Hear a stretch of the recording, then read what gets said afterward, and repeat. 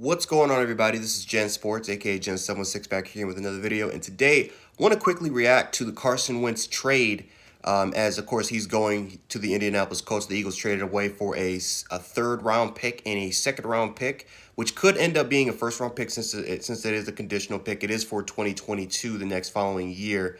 Now this deal, I feel like it's a good deal for both sides. It is a little bit confusing because the Colts.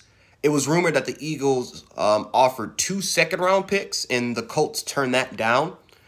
So again, maybe it was because of the conditional that could turn to a first-round pick that they accepted. But it is what it is. Carson Wentz is going to the Indianapolis Colts, and the Eagles take a little bit of dead cap. They take $33.8 million, or I think either $33 or $36 million in dead cap because of Carson Wentz's huge contract. That is the largest dead cap in the league, so the Eagles are going to take a hit with that.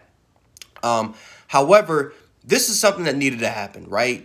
It was clear and obvious that Carson Wentz was not going to be the future of that team. He was either going to get traded this year or somewhere down the line of next year. But at some point, Doug Peterson, Carson Wentz, clearly that relationship is kind of shattered. Clearly the locker room between him and Wentz, the chemistry there is not there anymore. At this point, the team was going to move forward with Jalen Hurts. You can just tell his teammates loved him, Doug Peterson loved him, the organization loved him, and the fans needed a break from Carson Wentz. Now, Carson Wentz has not took the he hasn't really taken the greatest break in the world. I mean, you look at Carson Wentz's career has been plagued with nothing but injuries. He showed a lot of promise and potential, including that MVP year, what he did in 2017 until he got hurt. You look at 2018, right? Had a little bit of an off year, came back in 2019, had a really good year, got hurt in the playoffs, right? You take a look at the following year, he got hurt again in the playoffs, and he just was not 100%. He was not 100% going into those playoffs, but he had a pretty good season in 2019. 2020 was the low ceiling. That's how you knew that, yeah, he has to go. You need a breath of fresh air, and Jalen Hurts is certainly going to be that guy. So for the Eagles standpoint, you now get to see what you're working with Jalen Hurts. You know what you're getting. So if Jalen Hurts doesn't show up, you could end up trying to draft a quarterback the next year. If Jalen Hurts shows some promise and he continues to develop and get better, then who knows? Jalen Hurts moving forward could end up being the guy. But you at least have something. Because again, if Jalen Hurts doesn't work out, you can now move forward of drafting another first-round quarterback in the future. For the Indianapolis Colts, they tried to do this with Phillip Rivers last year. They thought that Phillip Rivers was going to take this team over the hump. And in a way, they kind of did because they did end up making the playoffs. But obviously, they believe that Phillip Rivers could potentially take them to the Super Bowl because that is a championship roster. That Colts team had a championship roster.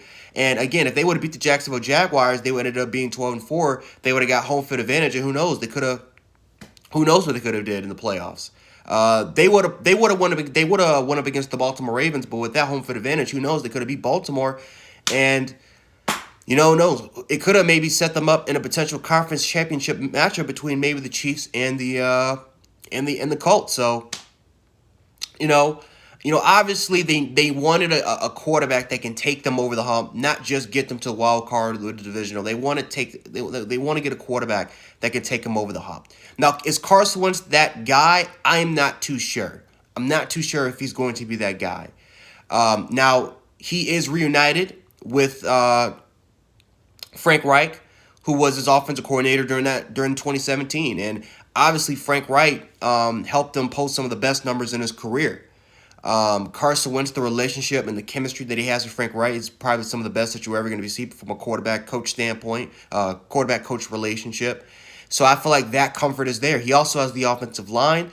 Now, you do lose Anthony Costanzo. He retired, and he's been a staple, for that left tackle position for years, for over a decade for the Colts. So obviously they need some replacements. But obviously when you have Quentin Nelson, and Ryan Kelly still there, one of the more foundational pieces of your offensive line, that is going to be very, very important. So so now that you got Carson Wentz, you can now maybe look forward and maybe try to get more playmakers on the outside. Obviously T.Y. Hilton is now a free agent.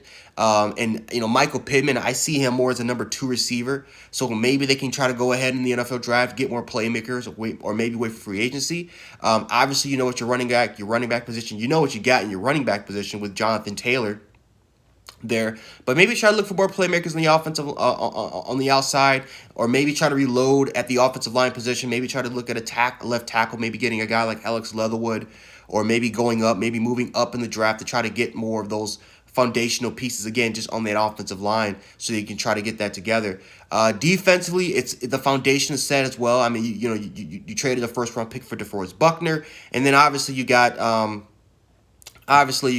my God, I'm forgetting his name. Darius Leonard. You got Darius Leonard, who is, probably the best linebacker in all of football. So, obviously, again, you lose Justin Houston. You got to see what you got to do with there. Xavier Rhodes, he's going to be a free agent. So there's some pieces here and there. But when you're literally looking at this Colts organization, this Colts football team, they are really good, and I still believe that they're still in prime position to not only win the AFC South, but to potentially contend for a Super Bowl. The question is can Carson Wentz revert to what you saw even last year? Not last year, obviously, but in 2019. Like, if Carson Wentz plays like how he did in 2019, how he damn near carried the team, right? Some people are going to say, well, no, he had Dallas Goedert and he had Zach Ertz. He had no outside playmakers. All his outside playmakers were hurt, and that's really what Carson Wentz has kind of been dealing with his entire career since he's been with the Eagles, since he's been in there with the Philadelphia Eagles. With the Indianapolis Colts, you now have an offense. You got the offensive line. You got the ground game to go to. Again, you need more playmakers on the outside, but you need more of a defense. So it is kind of a more similar situation that he had in Philadelphia, only except that the relationship that he has with Frank Reich, I think is going to be very, very important, not only to try to get Carson Wentz's confidence back, but for his growth and his development, because Carson Wentz is still developing. He's still very, very young, still in his mid-20s. And again, if Carson Wentz can avoid the injuries, you're talking about being the franchise quarterback for the Indianapolis Colts for maybe a potential decade. But if it doesn't work out, obviously that you still have his contract, which again, you don't really have to pay that much for his contract, but you still have that to deal with. But if Carson Wentz doesn't end up working out, you could end up getting a first-round quarterback maybe next year or maybe a couple years down the line. And you look at the compensation for Wentz, it really wasn't that much. I mean, you traded for a third-round pick and then for 2020, and then for a 2022 second-round pick. Now, hopefully it doesn't end up turning into a conditional first-round pick, but for now, it looks like it's a safe bet to getting a guy like Carson Wentz. So I feel like for both sides, I feel like they got what they wanted. Obviously, the Eagles, you now get to see what you have with Jalen Hurts. Again, obviously, the $36 million dead cap hit is going to suck. But for the Indianapolis Colts, again, you get to see what you get with Wentz. And if Wentz can work out, then again, you're talking about a franchise quarterback. So again, both teams got what they wanted. Both teams really get to test out the waters and see what they have for the 2021 season. And if they don't work out, they can obviously move in a different direction. So anyway, let me know how you guys feel about this. I'm very curious to see how you guys felt about this trade. Do you guys feel like both teams won this? Or do you feel like, the Eagles won it? Do you feel like the Colts won it? Just let me know below in the comment section. I would definitely like to hash it out with you guys below in the comments. But anyway, guys, that's all I got for you guys today. So this is Jan716, aka Jan Sports, and I will check you guys out later. Peace.